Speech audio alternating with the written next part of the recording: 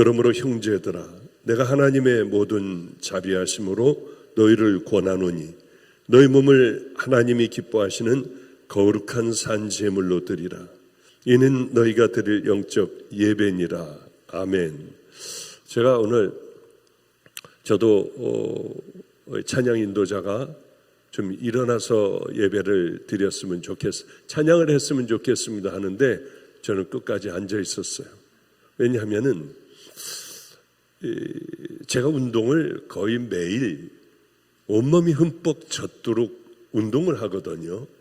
그래서 여기 와서는 컨디션이 좀 안 좋기에 더 열심히 운동을 해야겠다 하고 다른 때보다는 좀 더 운동을 하고 거기서 끝냈어야 하는데 옆에 보니까 이렇게 다리를 운동하며 손을 운동하는 그런 기구가 또 하나가 있대요. 그래서 열심히 그걸 하고 그것도 모자라 그냥 앉았다 일어났다 하는 그 운동을 열심히 했습니다. 그런데 그 다음서부터 다리를 못 쓰겠는 거예요. 오른 다리를. 그리고 또 바로 며칠 전에는 일어나는데 허리가 딱 하고 맺히더니 그 다음엔 허리를 펼 수가 없이 또 아픈 거예요.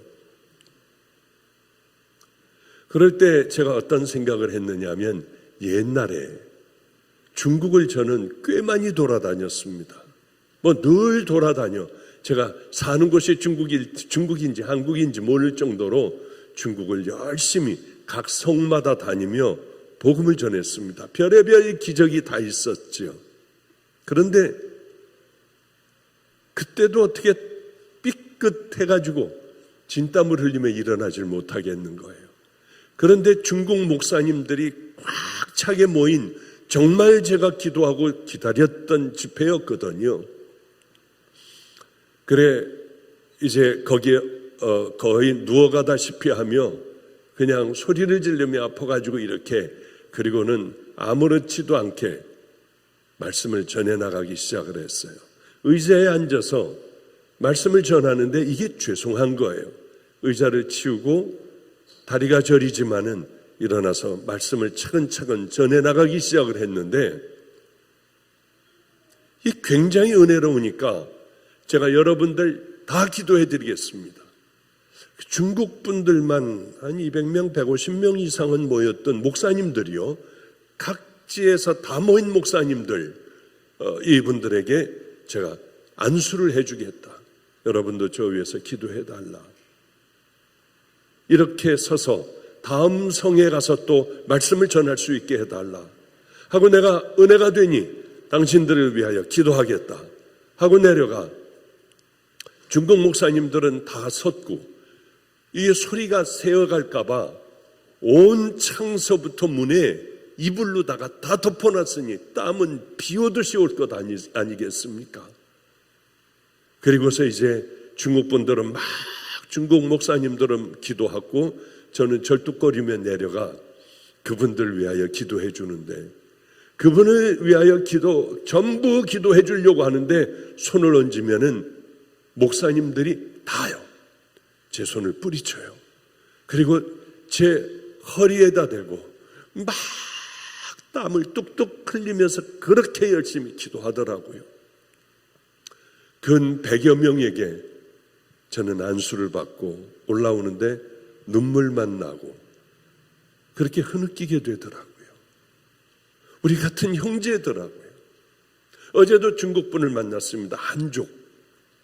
그분들을 만났는데 그때 생각이 나 그런 얘기를 같이 나누며 하여튼 중국 분이라고 하면 왠지 그렇게 그때부터 친근해지고 의자를 치우고 5시간을 제가 설교를 했던 기억이 납니다. 이번에 허리가 너무 아파 조성용 목사에게 제가 부탁을 했어요. 조 목사, 내가 허리가 아프고 다리가 이렇게 아파. 그러니 오늘 못 설 수도 있으니 꼭 설교 한 편을 준비를 해놔. 했더니 뭐라고 하느냐면 목사님 신경 전혀 쓰지 마세요. 휠체어를 하나 준비해가지고 앉아서라도 밀고 설교하게 해드릴게요. 그래서 그런 생각을 했습니다. 중국하고 미국은 다르구나. 그냥 괜히 제가 지금 뭘 찾고 해야 되지 않습니까? 여기 하려고 하면 여기 그 한국에서는 전부 이제 부목사들이 착착착착 해주는데 여기는 해줄 사람이 없어 지금 눈치 못 채셨겠지만은 이쪽으로 하고 설교할 부분들을 하며 그냥 괜한 얘기 한번 했습니다. 저희 방주교회에서 오늘 차를 내리니 방주교회에서 오신 성도님이 있는데 얼마나 반가운지요. 그래서 마스크를 한번 내려봐라. 마스크를 내리자 그렇게 기억이 없는 거예요. 잘 이분들이. 그래서 조용하게 예배를 드리며 왔다 갔다 하시는 그렇게 열심히 예배 드리는 분을 미국에서 만나니 또 어떤 분이 하나가 지나가던 분이 하나가 귀한 분이 생각이 났습니다. 그분은 권사님이셨어요. 권사님이셨는데 이분이 간염이 걸렸다가 간경화 말기까지 온 거예요. 권사님이요. 60대에 아마 70, 60 아마 이 정도 나이에 간경화가 와서 복수가 차고 이제 당신은 얼마 못 살 겁니다. 의사의 진단을 받고 교회로 들어와 교회에서 열심히 기도했어요. 나 이제 얼마 안 있으면 하나님 앞에 간대요. 하나님, 나는 아무것도 할 줄을 모르고 배운 것도 없고 돈도 없으니 난 하나님의 일을 못했잖아요. 그동안에 그냥 예배만 드리고 말았잖아요. 하나님, 그런데 저를 고쳐주신다면 저는 제 일평생 살아있는 동안 주방에서 일을 할게요. 할 줄 아는 건 주방 일입니다. 그런데 그렇게 눈물이 나고 몸이 뜨겁더래요. 그렇게 마음이 울었대요. 그런데 이분이 정말 그때 깨끗하게 치유가 됐어요. 누가 안수해 준 것도 아니고 누구의 설교를 들은 것도 아니고 그냥 하나님 앞에 그런 간절한 기도를 드렸는데 하나님께서 그 기도를 들으시고 감쪽같이 깨끗하게 나은 거예요. 이분은 누구에게도 얘기하지 않고 주방에서 25년인가요? 30년인가? 늘 주방에서 먹고 자며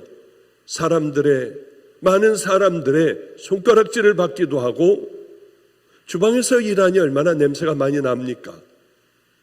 교회 청소를 하고 그렇게 사셨어요.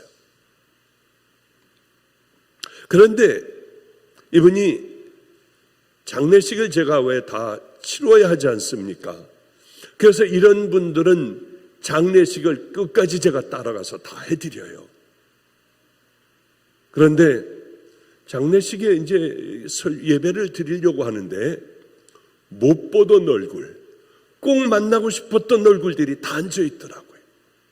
그 중에는 배신을 하고 나간 사람, 내 마음을 많이 아프게 하여 얘네들은 제 앞에 나타날 수 없는 애들, 얘네들까지 다 나와 무릎을 꿇고 얼굴을 푹 숙이고 있더라고요. 너 정말 오래간만이다. 바쁘다. 정말 반갑다. 그래, 성도님 정말 오래간만입니다. 그동안 어떻게 지내셨어요? 하며 다 좀 품어줬어요. 그런데 어떻게 이렇게 그저 보잘것없는 주방에 있는 분이 소천을 했는데 거의 안 올 줄 알았는데 어쩌면 이런 많은 사람들이 꾸역꾸역 모여 보이지도 않던 사람들이 다 모여 여기에 이렇게 예배를 드렸을까? 이분이 소천하시기 전에 병원에 제가 아마 꽤 여러 번 갔어요. 그런데 이제 앞으로 올 임진영 목사를 데리고 한 번은 갔습니다. 이게 얼마 안 된 얘기예요. 소천하신 지가 얼마 안 됐어요. 임진영 목사를 데리고 갔는데 바짝 마른, 그리고 주사 바늘이 들어갈 자리 없이 멍이 다 든 손으로 제 손을 붙들고 목사님 왜 오셨어요? 피곤하게요. 바쁘신데 여기 오지 마세요. 하며 제 손을 비벼주셨습니다. 그리고는 부끄러워 어쩔 줄 몰라 발이 내놓은 발들을 얼른 이렇게 좀 발로다가 툭툭 쳐서 이불을 다시 덮고 그리고 계셨어요. 그런데 임진영 목사가 뭐라고 하느냐 하면은, 권사님 건강하셔야 돼요. 다시 일어나셔서 우리가 큰 종들이 되는 걸 권사님 눈으로 꼭 보셔야 해요. 저희가 마가의 다락방에서 다들 그렇게 살 때 학교에서 시험을 보거나 시험 공부를 좀 하거나 하다가 늦게 들어오면 우린 돈이 없어 굶어야 했어요. 야, 오늘은 굶는 날이다, 그지? 아예 금식으로 해버리자 하고 마가의 다락방에 오면 희미한 불이 켜져 있대요. 그래서 혹시 밥을 먹을 수가 있나 하고 똑똑 두들기면 우리 한상호 권사님이 환하게 웃으면서 내가 여태까지 기다렸어. 얼마나 배고파. 빨리 들어와. 해가지고 준비했던 상을 차리고 계란을 부치고 그리고 밥을 주는데 권사님은 우리에게 고봉밥을 주셨어요. 고봉밥이 뭐니? 이렇게 높은 밥이요.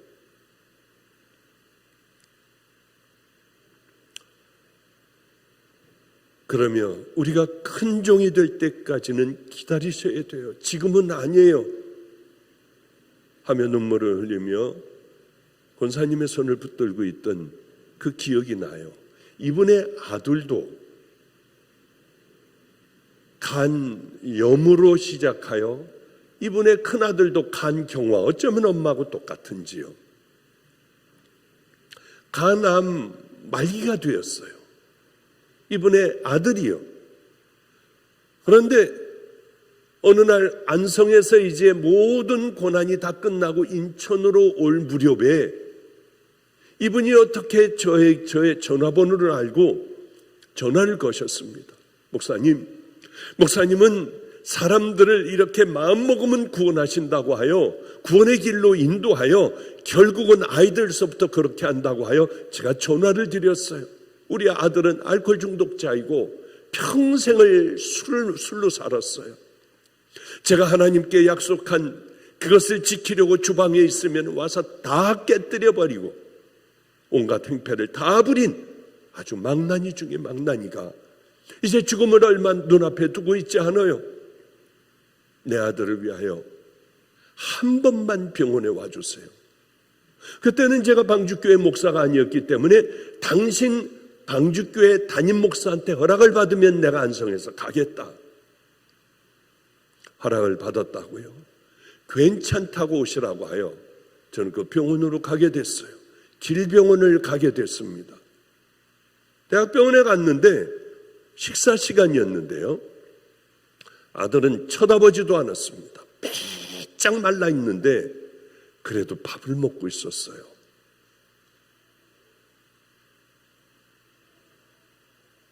민망하여 그분 밥 먹을 때까지 그 앞에 서 있었습니다. 그런데 밥을 먹더니 돌아가시대요. 난 남자입니다. 남자가 죽는 거 부러워하면 되겠습니까? 그러니 두렵지도 않고 난 아무렇지도 않으니 가시래요. 제가 기도 한번 해드릴 수 있을까? 이러지 말래요. 그래서 그 앞에서 화가 나지만 간절히 기도를 했어요. 듣건 말건 하나님 저 심령이 마음의 문을 열게 해주세요. 반드시 이 만남을 하나님이 주셨으니 죽기 전에 지옥 가기 전에 하나님 마음의 문을 열고 나를 만나주신 하나님 만나주세요. 그렇게 하고 확 와버렸어요. 그렇게 또 얼마간 지나는데 목사님 어미의 마음은 그게 아니잖아요. 저도 하나님 앞에 열심히 기도했으니까 딱 한 번만 더 와주세요. 그래 알겠습니다 하고 갔는데 마침 아무도 없었어요. 이것처럼 좋은 기회가 어디 있습니까? 그래 앞에 왜 또 왔니요? 가시래. 자기는 듣지도 않는데요. 그래서 그 옆으로 가 죽어가면서 빼짝 마르고 관자놀이가 툭 튀어나오고요. 이제는 말할 힘도 별로 없으면서 그러는 거예요. 그래서 제가 그랬습니다. 마침 아무도 없기에 당신 곧 이제 죽을 텐데 다음 주일까지 당신 살아있을 것 같냐? 이게 눈을 감으면 사나이답게 눈을 감아라. 죽어라. 그러나 그 다음에는 심판이 기다리고 있다. 당신이 어떻게 살아왔는지, 당신이 예수님을 만났는지 안 만났는지, 그 다음서부터는 불지옥의 불의 문이 열릴 거다. 그렇게 얘기하고 싶지 않았지만은요, 이게 마지막 기회인데 어떻게 해요? 당신이 이 말을 듣고 마음에 감동이 되고 두렵고 떨린다면 혼자 기도해라. 하나님, 나 잘못 살았어요. 나 이제 죽어가요. 그곳에는 가지 않게 해주세요. 난 예수님으로 말미암아 구원받게 해주세요. 그 기도를 혼자 하고 마지막에는 아멘이라고 하며 당신이 교회 가서 다 때려부시고 뭐 이러고 저러고 살아왔던 모든 더러운 삶들을 다 예수님 나 때문에 죽으셨죠. 나를 용서해 주세요. 그 기도하지 않으면 곧 눈을 떴을 때 천인 공노할 일이 일어날 거다. 그리고 저는 확 와버렸어요. 그런데 너무 놀랍게요. 목사님, 우리 애가 이상해요. 빨리 와달래요. 아니요, 됐습니다. 아니, 한 번만 와주세요. 이 아이는 지금 막 이제 주님 앞에 가려고 하는데 얘가 구원받은 것 같아요. 와달래요. 그래서 그때가 충청도 쪽으로 목사님들과의 만남이 있어가지고 가다가 왠지 가고 싶어 확 돌려 약속을 다 취소하고 길병원으로 갔어요. 갔는데 피가 나오는지 여기 이 축축한 거즈를 입에 물고 그리고 산소호흡을 하고 그리고 숨을 헐떡거리고 있었어요. 저보고 오라고 하더니 귀를 대보니까 이렇게 얘기해요. 목사님, 저 주님을 만났어요. 저 같은 죄인이 어떻게 주님을 만났어요? 제게 기적이 있었어요. 주님께서 내가 너를 용서하신다 하셨어요. 너무 놀랐어요. 말도 안 돼요. 그리고는 옆에 동생들이고 뭐고 친척들이고 다 와가지고 이제 이렇게들 아마 곧 수촌하는 모양인지요. 동생들에게 너희들은 꼭 예수를 믿어야 해. 나같이 살지 말고 예수를 믿어야 돼. 나같이 바보 같은 인생을 살면 절대로 안 돼. 그리고 목사님, 안녕히 계세요. 어머니, 우리 천국에서 만나요. 목사님, 이리 불러주신 어머니, 제 평생에 감사해요. 천국에서 만나요. 그리고 소천을 했어요. 내가 해주겠다 하고서 제가 그분의 장례식을 이 목사님의 허락을 다 받고 담임 목사님, 방주교회에 있던 젊은 목사님의 허락을 받고 제가 모든 그것들을 다 했어요. 이제 화장장에 가면은 유리로 이렇게 많은 사람들이 봅니다. 1번, 2번, 3번, 4번 막 쫙 화장하는데 이제 예배를 드리고 그 시신은 화장으로 들어가는데 절컹 하고 문이 닫혔어요.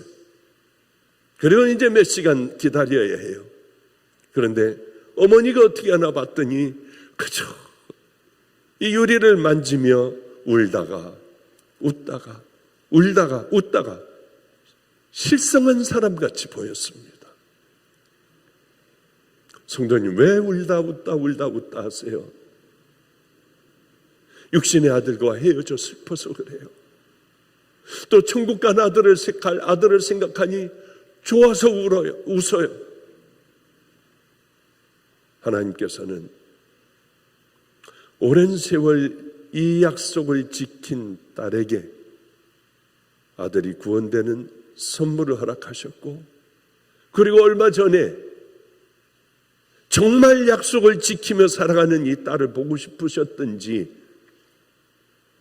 이 딸을 불러가셨어요. 장례식장에 어쩌면 많은 사람들이 왔는지요.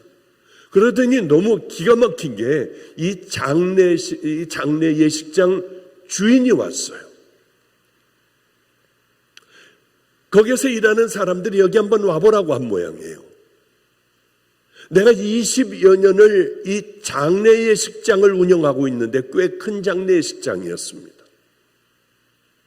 운영하고 있는데 이렇게 은혜로운 장례식장은 자기 평생에 처음 봤대요. 가지고 있지, 아무것도 갖고 있지 않은 분이에요. 가난한 분이에요. 그런데 화려한 꽃들이 엄청나게 많아서 사람들이 감동을 한 게 아니에요. 부자들이 많아서 한 게 아니에요. 왜 그럴까?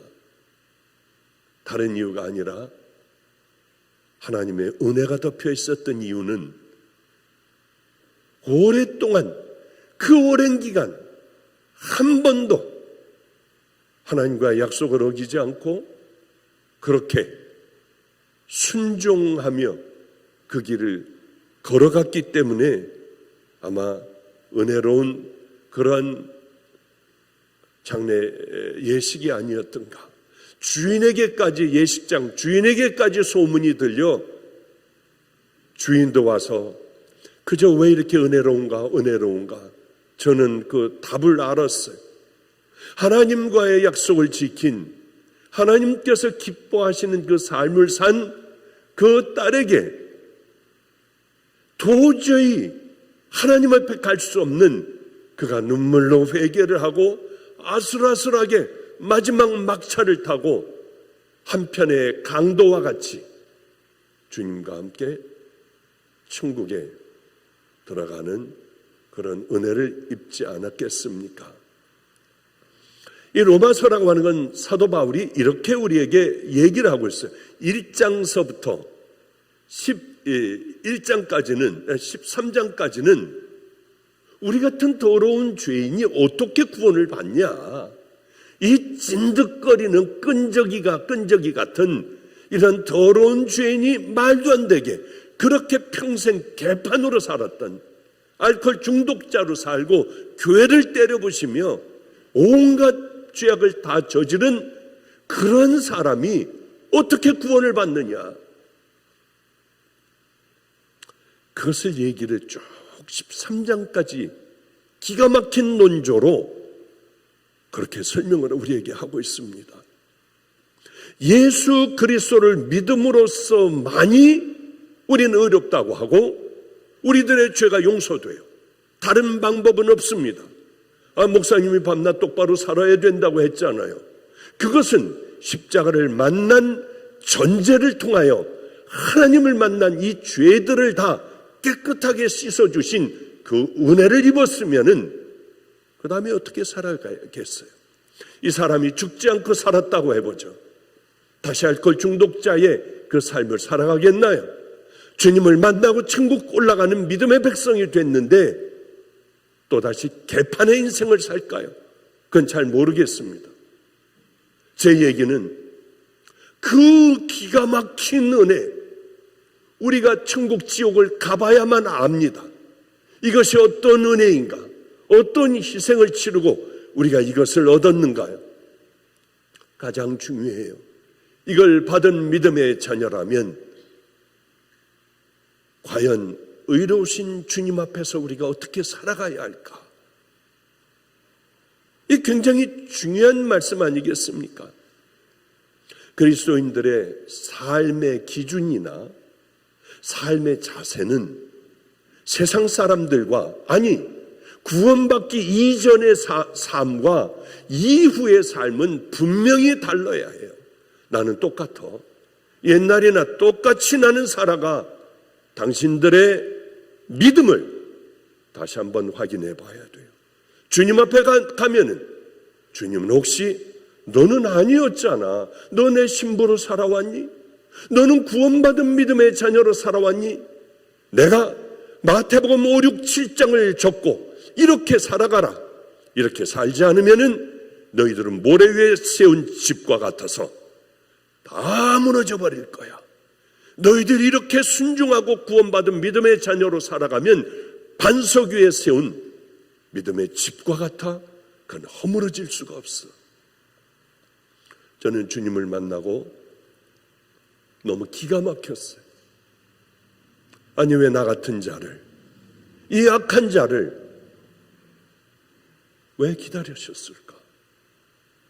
그 악한 더러운 죄악을 저지르는 그 현장에 죽여버렸어야 하는데 바로 이때도 죽이셔야 했어. 주님을 만나니 저 때도 나를 죽여버리셔야지 하나님이셔. 내가 이렇게 악한 죄를 졌잖아. 이 내 부모가 내 죄를 고백을 하고 알면은 우리 부모라도 난 너 평생 보기 싫어. 난 그런 죄인 아니야. 주님, 이런 죄인을 왜 기다리시고 왜 종의 길을 걸어가라고 하십니까? 할 때 내 마음에 외지도 않았던 잘못 잘 알지도 못하는 그러나 어디서 많이 들어본 구절이 이 안에서 들리더라고요. 하나님이 세상을 이처럼 사랑하사 독생자를 주셨으니 이는 저를 믿는 자마다 멸망치 않고 영생을 얻게 하려 함이니라. 그때 제가 얼마나 울었는지 몰라요. 그때 박보영은, 세상의 박보영은 이제 종의 길을 걸어가며 옛날 사람이, 난 옛날의 삶을 버렸어요. 예를 들어 제가 하나님을 그렇게 만났다고 하고 아직도 술집을 기웃거리고 음란한 마음을 품고 여기저기 돌아다니고 돈을 물뿌리듯이 쓰며 하루에 쾌락을 얻기 위하여 그렇게 살아가는 제 삶을 여러분들이 안다 하면 여러분 뭐라고 하시겠어요? 목사만 그래야 합니까? 하나님 보시는 기준은 목사나 일반 평신도나 동일합니다. 여러분들도 마찬가지로 하나님의 아들이신 그분이 이 더럽고 천한 이 땅에 내려오셔서 온갖 모욕을 다 당하시고 우리가 오늘 이렇게 성찬식을 하며 예수님의 찢긴 몸과 우리는 그 피를 마신 다음에 우리는 성찬식을 했습니다. 그런 은혜를 받은 믿음의 자녀가 주님을 만나기 전이나 지금이나 똑같다고 하면 여러분은 과연 진짜일까요? 아니면 가짜일까요? 내 의에 차서 그렇게 살아간다면 예배 와가지고 한번 드리는 것 그거 하나만으로 나는 구원받은 믿음의 자녀야, 난 분명히 천국 갈 거야 한다고 하면 되겠냐고요. 귀한 구절이 있어요. 그러므로 형제들아, 내가 하나님의 모든 자비하심으로 너희를 권하노니 너희 몸을 하나님이 기뻐하시는 거룩한 산 제물로 드리라. 이는 너희가 드릴 영적인 예배니라. 너희는 이 세대를 본받지 말고 오직 마음을 새롭게 함으로 변화를 받아 하나님의 선하시고 기뻐하시고 온전하신 뜻이 무엇인지를 분별하도록 하라. 그렇습니다. 우리는 구원받은 자녀라고 하면 이렇게 살 수가 없어요. 어떤 사람들이 철저하게 하나님을 위하여 살아갔습니다. 성경은 다 외웠고요. 그리고 또 죄를 저지를까 봐 많은 법들을, 하나님의 법 외에도 많은 법들을 만들어 놓고 이 법대로 살아갔어요. 더럽혀지지 않으려고요. 그들을 향하여 하나님, 예수님은 뭐라고 하십니까? 이 독사의 새끼들아, 독사의 자식들아, 너희는 회칠한 무덤과 같아. 겉은 화려하지만은 속이 썩어 있지 않니? 하나님께서 원하시는 것은 겉은 썩어 있더라도 속이 정결한 믿음의 자녀가 되시길 원해요. 우리의 속사람은 어떻습니까? 그러므로 형제들아, 내가 하나님의 모든 자비하심으로 너희를 권하노니 너희 몸을 하나님이 기뻐하시는 거룩한 산제사로 드리라. 형제들아, 형제가 누굽니까? 이 로마 시대에 있어 사도 바울이 얘기하는 형제가 누굽니까? 예수 믿는 바로 그 형제들이에요. 그러니까 저와 여러분들을 지칭하는 거예요. 술집을 배회하고 있는 불신자들이나 그저 세상 사람들, 죄악에 쩌들어 있는 세상 사람들에게 주는 얘기가 아니에요. 바로 우리들에게 주는 얘기입니다. 구약시대에는 재물을 많이 갖다 드리면은 하나님이 좋아하시는 줄 알고 1년 된 송아지, 또 양들, 염소들, 과부들은 비둘기를 가져다 드리며 하나님 앞에 제사를 지냈습니다. 그런데 하나님이 이게 싫으신 거예요. 너희들 내게 제사를 드릴 때 내게 나올 때는 반드시 예물을 가져와라 했는데 이걸 가져오지 말라고 하세요. 여호와께서 말씀하시되 너희의 무수한 제물이 내게 무엇이 유익하냐. 나는 순양의 번제와 살찐 짐승의 기름에 배불렀고 나는 수송아지나 어린 양이나 순염소의 피를 기뻐하지 않노라. 너희가 내 앞에 보이러 나오니 그것을 누가 너에게 요구했느냐. 너희는 내 마당만 밟을 뿐이니라. 아니, 하나님이 기뻐하시니까 우리는 헌금을 잔뜩 갖고 오면 기뻐할 줄 알아요. 집 팔아서 내면은 기뻐하실 줄 알아요. 너희는 내 마당만 밟어. 왜냐하면 왜 그러실까요? 도대체 왜? 너희들은 이거 가져오지 마. 더럽게는 너희들 내 마당만 밟을 뿐이야. 예배 드리러 오고 가장 좋은 1년 된 수송아지를 가져오는데 왜 이러실까요? 이유는 한 가지예요. 그들의 삶이 재물을 따라가질 못하는 거예요. 이거는 잔뜩 드리면서 삶은 개판인 거예요. 개판이요. 이거를 못 견뎌 하셨어요. 가져오지 마라. 차라리 성전문을 닫아버렸으면 좋겠다. 너희들이 드리는 이 재물은 헛제사야. 쓸데없는 제사야.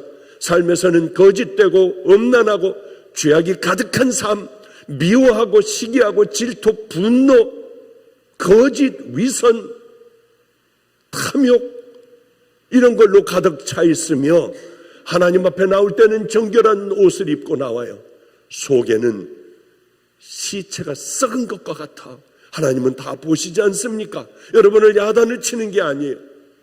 우리 이제 이렇게 한번 정말 하나님의 자녀답게 가보자. 하나님은 이런 말씀을 하시니 우리는 이제 이 사람으로 한번 변화되어 가보자고 하는 거지. 여러분은 왜 이렇게 잘못된 삶을 사느냐? 저도 잘못된 삶을 살아가요. 저도 방향전환을 늘 해요. 잘은 안 되지만. 이런 예화를 아마 들었을 거예요. 안성에 있을 때 제가 참 좋아하는 전도사님이 계셨어요. 여자분이에요. 학교 선생님이에요. 그런데 큰 교회 전도사님이셨습니다. 이 전도사님이 어디에 미쳐 있느냐면 전도에 미쳐 있어요. 예비군 하는데 가가지고 막 그 예비군들한테 먹을 거 갖다 주고 뭐하고 버스 하나 대절해서 예비군들을 다 태우고 교회로다가 막 실어 날르는 통큰 전도인이에요. 말도 안 돼요. 그런데 이게 전도하는 게 너무 재밌으니까 돈이 있어야지 전도도 하잖아요. 뭘 사다 먹이기도 하고 뭐 필요한 걸 막 사다 주기도 하고 뭐 이러니까. 그런데 돈이 떨어졌어요. 저 선생님이니까. 부평 깡시장이라고 있습니다. 거기 나무로 다 된 계단에 2층에 올라가면 고리대금업자가 있어요. 자기 문서를 가지고 고리대금업자에게 갖다 줬어요. 할아버지인데 얼굴이 노랗고, 고리대금업 하는 사람들은 또 얼굴이 다르더라고요. 얼굴이 노래요. 담배를 하루 종일 펴요. 이걸 주며, 문서를 주며 언제까지 갚겠으니까 돈을 얼마를 빌려달라. 늘 그렇게 해서 하나님께서 채워주셨으니까. 그러니까 이번에도 분명히 주실 거야 하고 이제 그 문서를 갖다 맡겼어요. 맡겼는데 약속한 날짜에 오지 않으면은 이것은 내게 된다. 그런 걸 다 사인을 하고 뭐 공증하고 뭐하고 철저하게 법적인 그 과정을 거쳐 돈을 빌려줬습니다. 이걸 가지고 쓰다가 보니까 또 금방 써버리는 거예요. 약속한 날까지 분명히 주님께서 내가 이렇게 하는데 늘 주셨는데 안 주시는 거예요. 그땐 이상했어요. 그래 내가 못 갚았다. 돈을 구해오지 못했다. 그럼 끝장입니다. 피도 눈물도 없더래요. 아니 그렇다고 하면 나 이거 반값도 안 되는데, 집값의 반값도 안 되는데 내 갚을 줄 알고 조금밖에 얻지를 못했는데, 그래 그럼 조금 더 달라. 그거 당신 가져라. 안 된다고 하더래요. 그러면 내 소원이 하나가 있는데 나한테 5분간의 시간을 달라. 그래 그러고 간다고 하면 5분 들어주겠다 하더니 소파에 푹 묻혀가지고 담배만 계속 피고 있는데 얼굴은 노랗고 주름은 자글자글한 아주 눈빛이 못된 할아버지가 얘기를 듣더래요. 아직 다 안 끝났냐? 시간을 자꾸 보면서요. 제가 우리 한상우 권사님 아들에게 막 했듯이 5분 동안 모든 걸 다 그냥 쏟아놓았어요. 자, 시간 됐으니 가라고 하더래요. 쫓겨나서 오면서 하나님, 우리 어디 가서 살라고요? 늘 해주셨잖아요. 아니 어떻게 이러실 수가 있어요? 그러면서 와서 작은 곳으로 이사 가자고 자녀들에게 그렇게 얘기를 했는데 전화가 왔더래요. 그럼 내가 어떻게 해야 되느냐? 교회를 나가라. 우리 교회 같이 가자. 그러면 나 사느냐? 그렇다고 했는데 교회를 마침 갔는데 그때 무슨 목사님이 설교를 했냐면 삭개오 설교를 했어요. 남에 올라간 삭개오. 자기가 남의 걸 뺏은 것을 다 나눠줬다는 그 얘기를 듣고요. 일어나질 않더래요. 그래서 할아버지를 데리고 왔는데 그 다음날 오라고 하더래요. 나 어디를 가야 할 때가 있다고 하더래요. 그런데 어떤 가방을 갖고 가는데 부평 깡시장에 보고 여기를 들려서 당신 나한테 꾼 돈 갚지 않아도 되고 이거 다 없는 겁니다. 그러니까 악착같이 뺏어가던 사람이 그러니 하더니 울더래요. 그 다음 집에 가서 다음 집을 돌아다니는데 뒤에 우는 무리가 그렇게 와가지고 고맙습니다 하면서 울면서들 따라오더래요. 저보고 그건 정말 장관이었다고, 정말 기가 막힌 이런 광경이었다고요. 다 주고 자기 집도 돌려주더래요.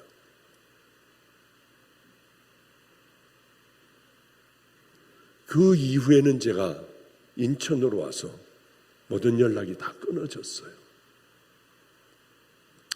늘 그 생각이 가득해요.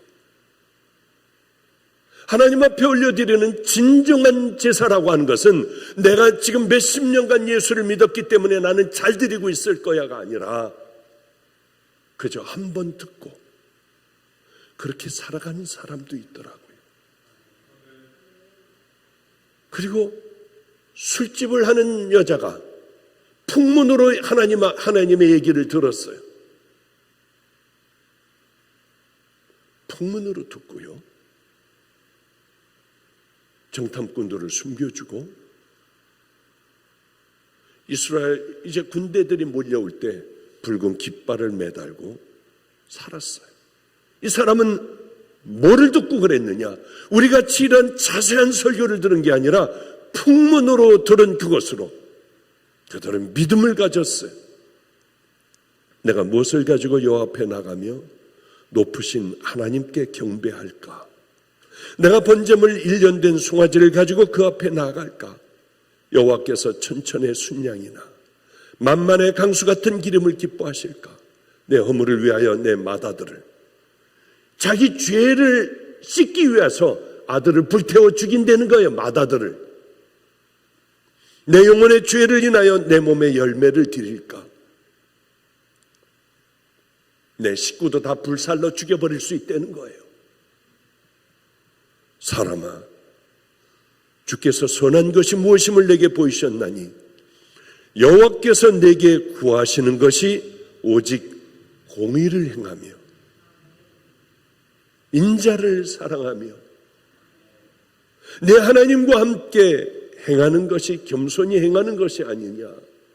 맞아요. 순양이나 천천만만의 강수 같은 기름을 하나님은 기뻐하지 않으세요. 여러분이 가지고 오시는 몇억 몇십억을 기뻐하지 않으세요. 하나님께서는 가난한 과부의 2렙돈을 기뻐하셨어요.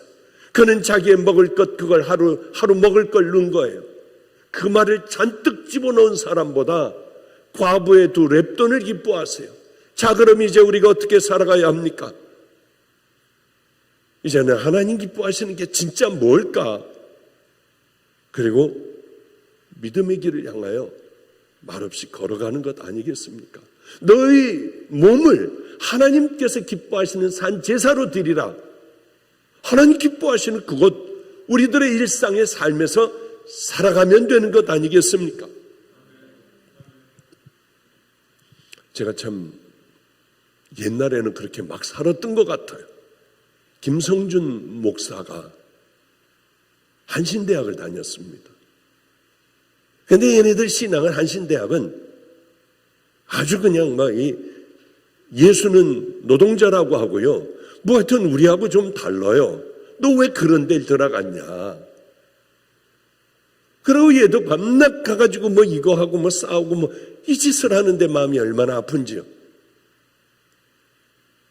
그런데 저희가 한신대학을 바꿔놔 버렸어요. 새벽에 쥐야 하고 기도하는 우리가 그런 대로 만들어 놨는데 누가 여기 와서 다 버려놨다고 난리들인 거예요, 그냥.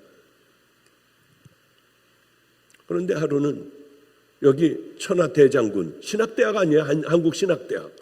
천하대장군, 지하 여장군, 이거를 떡하니 갔다가 대문에다가 봤는데 징그럽대요. 들어갈 때 나올 때 그냥 이런 나무로다가 사람을 깎아 놔가지고 장승을 만들어 놔가지고 아주 힘들대요. 야, 어떻게 해야 되냐 너? 기도해야죠. 혹시 네가 기도하면 그거 싹싹 뽑힐까? 그런 것 같지는 않는데요. 그럼 어떻게 해야 되냐? 가만히 있다가 목사님 목사님 하는 방법은 우리 교도소 갈 수도 있고요. 그거 무섭냐? 무섭지는 않지만 그래도 다른 사람이 실족하고 그러면 실족이고 뭐고 상관없어. 도끼 가져가서 다 찍어버리는 거야. 그러면 너희들은 하나님이 이걸 기억하실 거 아니야. 너희들이 언젠가는. 그런데 이거를 한번 시험 삼아 찍어봤더니 도끼 날이 들어가질 않아요. 통통 튀겨. 엄청 딱딱한 나무예요. 야, 전기톱을 한번 웽 하고 한번 그냥 다 끝내버려야 되잖아. 그것도 안 돼요. 톱이 안 들어. 뭐가 되냐? 큰 흥분올부 쓰는 이 쓱쓱 쓰는 톱 있잖아요. 그게 들어가는 거예요. 야, 이거다. 목사님, 이게 방학 때 해야지 애들의 발길질이 들어옵니다. 방학 때 해야 합니다. 야, 우리가 지금 도둑질 하냐? 하나님 기뻐하시는 일을 하는 거야. 그러면은 밤에 하지. 야, 왜 밤에 해? 사람들 다 다니는 그때 하면 하나님께서 지켜주실 거야. 금식하자 하고 금식하고, 제가 봉고차를 타고 다니니까 이미 주신 줄 믿고 그 큰 것 밧줄 사고 뭐하고 해가지고요, 이미 봉고차의 의자들 다 빼냈어요. 이미 여기다 다 실어버릴 거야. 알았지? 가가지고 이거 걸고 잡아다니고, 그리고 사람들 못 오게 하고요. 그리고 쓸기 시작을 하는데 누구 하나 말하는 사람이 없고, 지나가다 다 아유 수고하시네, 에이, 학생들 참 수고하네, 아이고 수고하네. 왜냐하면 이게 교학과 같은 데서 다 찍으라고 그런 줄 알고요. 그게 다들 가면서 마음에 그런 마음이 있었던 거, 아유 정말 잘하는 일이네, 아유 참 수고하네 하고 그렇게 지나가더라고요. 아예 거기서 토막을 내가지고 마가의 다락방에 불쏘시개로 썼어요. 그런데 너무 재밌는 건 우린 그게 큰 사건인 줄 몰랐어요. 온누리 교회 그쪽에 어디 집회를 갔는데 거기에 잔뜩 났더라고요. 뭐 난리가 났더라고요. 뭐 그냥 그때 세종대왕의 목을 잘랐대나 뭘 어디 학교에 있는 세종대왕의 목을 잘라버리고 뭐 별의별 일들이 다 있었을 그때에 이게 옳은 거냐 과연. 우리만 몰랐어요. 엄청난 사건인지 우리만 몰랐어요. 하나님께서 그걸 기억하셨는지 이제는 제법 종다운 믿음의 길들을 다 그렇게 걸어가고 있어요. 전 다른 거 없어요. 주님 마음 얼마나 아프실까. 그러면 싸웠어요. 신천지 이놈들이 자꾸 교회로다가 지네들 신천지 집어넣어 뒤집어. 야, 우리도 신천지 한번 넣어보자. 신천지 역사상 사람들을 집어넣은 건 저 하나예요. 그래서 신천지 교육 받을 때 제 이름이 왔다 갔다 한대요. 아니, 우리에게 신천지에 여기 집어넣었다고요. 지금 이광진 전도사 필그림 교회 목사, 이광진 목사 필그림 교회를 가보면 청년부 찬양 인도하는 친구가 있습니다. 우리 한 450명 모여요. 청년들만, 대학생들만요. 생명을 거는 거예요. 그놈을 집어넣었어요. 감리교 신학대학 4학년 때 너 일로 들어가라. 예? 들어가. 알겠습니다. 내일서부터 들어가겠습니다. 학교 휴학하고 거기 들어갔어요. 다른 애도, 찬양이도 같이 살던 애도 집어넣고 뭐 집어넣어가지고 뒤집어 버리는 거예요. 이제 다른 얘기는 하지 말고 이만희는 영생한다. 왜? 그게 그 사람들의 법이에요. 이 땅에 보혜 사니까 영원한 생명, 절대 그분은 안 죽는다.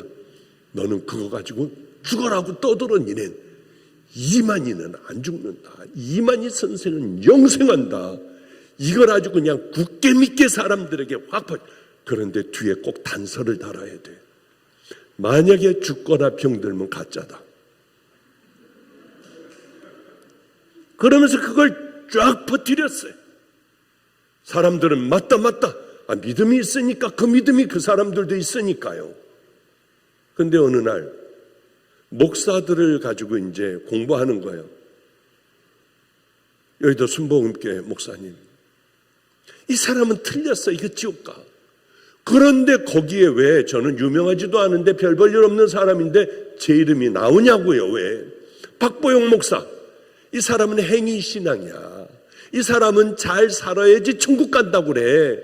이건 지옥 가. 그러니까 이놈이 앉아있다 자기도 모르게 전부 교육을 받고 있는데 왜 박보영 목사님이 왜 그러냐. 그러니까 생각해 보니까 자기가 잘못 일어났더래요. 욱해가지고 일어났는데 그래서 그만 쫓겨나 버렸어요. 우리의 것들은 다 끝장나 버리고 말았어요. 얼마나 이게 왜 우리가 이러느냐 하면은 다른 여러 일들도 있잖아요. 우린 감리교라도 WCC 가는데 방해하고 거기서 눕고요. 전교인들 막 버스 동원해가지고 부산까지 인천에서 가고 하면서 들어놓고 난리 법석을 피웠어요. 왜 이랬느냐? 다른 거 없어요. 주님이 슬퍼하실까 봐.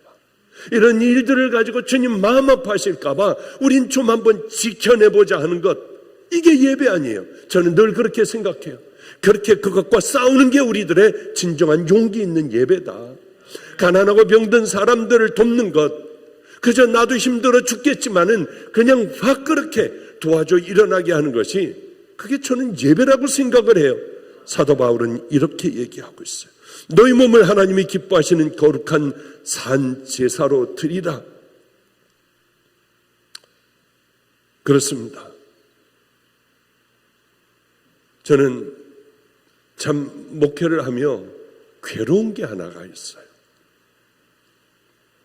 많은 이런 설교, 이 설교 외에는, 이런 설교 외에는 제가 다른 거 하는 거 봤습니까? 그런데 이런 설교를 그렇게 오래 하는데도요, 교회에서 은혜 받고 이제 나가면 끝이에요. 나가면 다시 나로 돌아가. 내 삶으로 돌아가요. 들어가서 TV 켜고 뭐하고 뭐 내가 하던 거 뭐 욕하고 뭐하고 하는 것들을 그대로 그렇게 해버려요. 왜냐하면 교회에서 드리는 예배만 예배라고 생각하니까. 그러니까 문 밖에 나가면 세상 사람들하고 똑같아요. 아니, 더해요. 똑같이 새치기 하고 똑같이 과속도 하고요. 거짓말도 하고 사기도 치고 신호위반도 하고요. 이러니 내 마당도 밟지 마. 너희들 아무리 내게 와도 나는 그거 받지 않아. 너희들이 내는 헌금 나 그거 안 받아. 너희들이 와서 예배 드리는 그 예배 내가 안 받아. 왜냐하면 예배와 삶을 따로따로 분리해서 생각하면 안 돼요. 이건 연결되어 있는 거예요. 나가서가 더 중요해요. 나를 십자가에 확 못 박아버리는 거예요. 나오려고 하면은 막 또 상처를 주고 남의 심장을 찌르는 말을 하려고 하면은 그때 얼른 참고 가서 끌어안아주고 어깨 툭툭 쳐주는 것이요. 어려운 사람이 있으면 내가 양보하고 내 것으로 채워주는 것이요. 산제사라고 있는 산제사. 이게 산제사고 너희들이 드릴 영적 예배다. 그는 삶으로 살아가라. 그게 영적 예배야. 길을 걸을 때도 함부로 막 이것저것 그냥 아무렇게나 그냥 걸어버리고 운전할 때도 말도 안 되게 운전을 하고요. 입는 것, 마시는 것, 피는 것 모든 것들 사람만 안 보면 된다고 생각하고 우리는 살아가지 않습니까? 하나님이 기뻐하시는 건 누가 알아주나 안 알아주나 묵묵히 내 길 가는 거예요. 한 번은 미국서도 그랬습니다. 제가 많이 오면은 가는 줄 아는 모양이에요.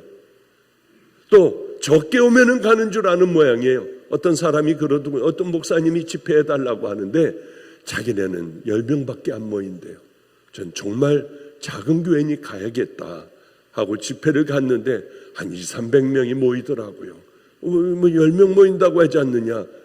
그렇지 않으면 안 오시는데 어떻게 하느냐요. 한 번은 어느 교회에 너무 작고 힘든 교회입니다 해가지고 그 교회를 가게 됐어요. 정말 힘들더라고요. 그러니까 전도사님 한 분 앉아있고 젖먹이 애기 갓난 아기를 안고 있는 사모가 앉아있고 밤일 공장에서 다니는 그리고 꾸벅꾸벅 와서 졸고 있는 어느 자매 한 분이 앉아있었어요. 그게 전부 교인이었습니다.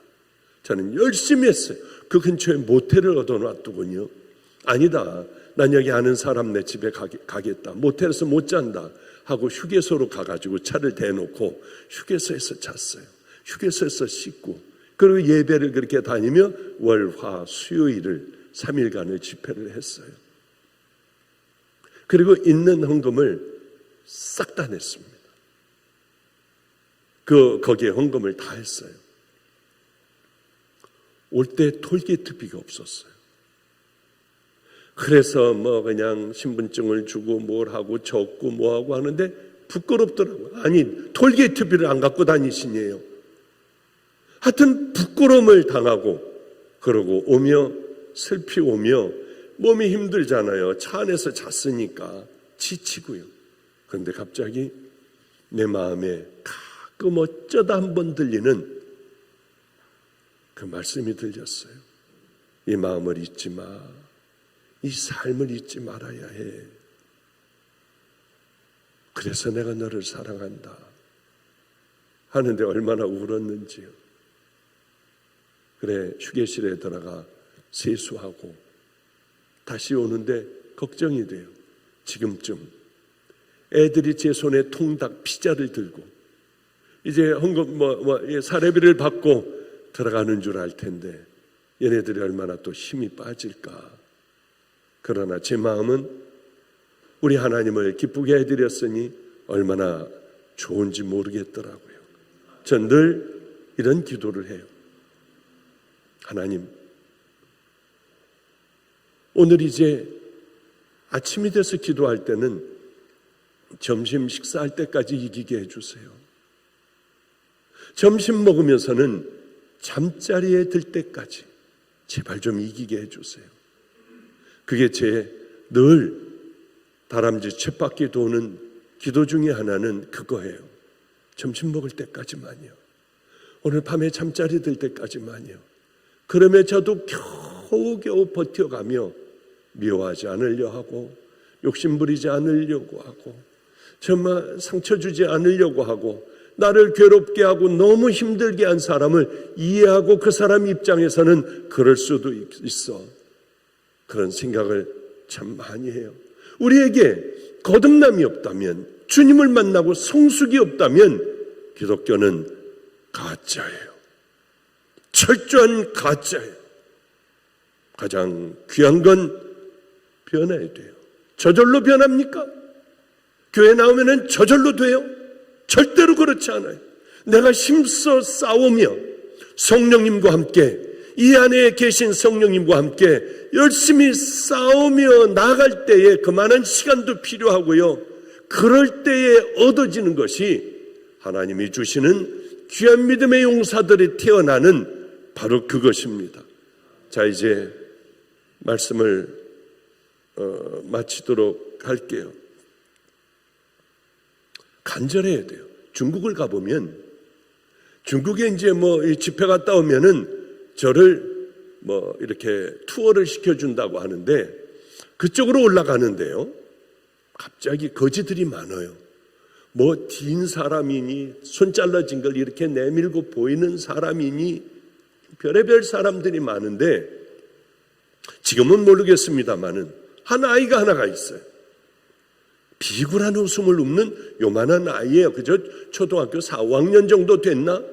그 아이가 딱 어디서 나오더니 제 다리를 꽉 잡았어요. 그래. 그렇게 꽉 잡지 마. 돈을 줄게.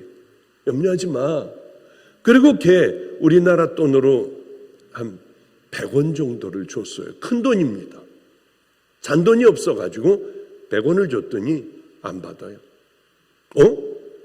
왜 그러냐고 했더니 더 달라고 한대요. 저는 빨리 가야 하는데, 다른 선교사님들 잔뜩 있는데 가야 하는데 안 놔요. 놔! 그러고 손을 잡아 뜯고 해도 죽어도 안 놔요.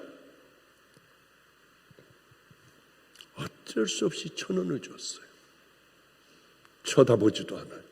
제가 얼마짜리인지 아마 알았던 모양이에요. 100원짜리 10번 해지 얻는 거를 한 번 해주는데도 안 놔요. 거기서 그렇게 한참을 실랭이라고 떼어내려고 하고 걔는 목숨을 걸고 붙잡더라고요. 결국은 10,000원 줬어요. 100원짜리 100번 할 거를 얘는 딱 붙들고 목숨을 거니까 100번 안 해도 되고 한 번에 10,000원을 얻었어요. 주면서 생각을, 기분 나쁜 게 아니라 난 너무 큰 걸 얻었어.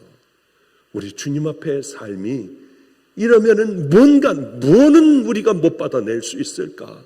우리가 똑바른 삶을 살며 믿음의 길을 그렇게 걸어가면 주님은 우리에게 이렇게 해주실 거야. 10,000원을 줬지만 그 아이를 통하여 귀한 것을 얻고, 저는 지금도 기도하는 부분들이 많아요. 그 많은 것 중에 하나가, 하나님 뭘 주세요? 더 큰 걸 하게 해주세요. 이것 우리 가족이 이렇게 하게 해주세요. 이 아이들이 어떻게, 그런 기도가, 그 기도는 하기는 하지만은 환자 기도 제일 많이 하고요. 그 다음엔 나 좀 고쳐주세요. 나 좀 제대로 된 종. 마지막에 주님은 활짝 웃으며 저를 끌어안아 주시는 그 종의 길을 반드시 힘들어도 어떻게 하든지 어떤 대가를 치러도 하나님 저 그 길 걸어가게 해주세요. 그게 제 기도의 전부예요. 우리 함직교회 성도 여러분들, 그리고 어쩌면 마가의 다락방 성도들, 다 같이 우리 다른 것보다도요, 영적인 삶, 모든 걸 다 잃어버린다 해도 너희는 이 세대를 본받지 말고 오직 마음을 새롭게 함으로 변화를 받아. 마음부터 먼저 새롭게 돼야만 돼요. 그건 주님을 만나면 마음이 변화되고 하나님의 그러면은 선하시고 기뻐하시는 뜻을 알아 우리는 그 길을 걸어갈 수 있으니, 우리들이요 이제는 구원받은 믿음의 자녀들, 나 아닌 것 같아 하면은 아닌 것 같아 하고 머물지 말고, 하나님 나 구원시켜 주세요. 십자가 만나게 해주세요. 그 아이같이 딱 달라붙어 우리들의 구원을 확인하고 그 다음부터는 하나님의 말씀대로 나를 순종시키며, 순종시키는 것뿐만, 내 죄들을 잘못된 걸 하나하나 버리는 것뿐만이 아니라 귀하고 선하신 하나님의 말씀에 순종하며 하루를 승리하며 살아갈 때 이대로 놔두면 괴팍한 늙은이로 변화될 수밖에 없는 우리들, 거룩한 예수님의 아름다운 신부들이 되는 우리 성도님들 되시기를 주님의 이름으로 축복합니다. 기도하겠습니다. 하나님 아버지요, 우리 꼭 승리해야 합니다. 어리석은 자녀들 되지 않게 하여 주시고 마당만 밟지 않게 하여 주시고, 내가 가지고 있는 비뚤어진 신앙이라면 성경을 보며 하나님의 말씀대로 순종하길 원합니다.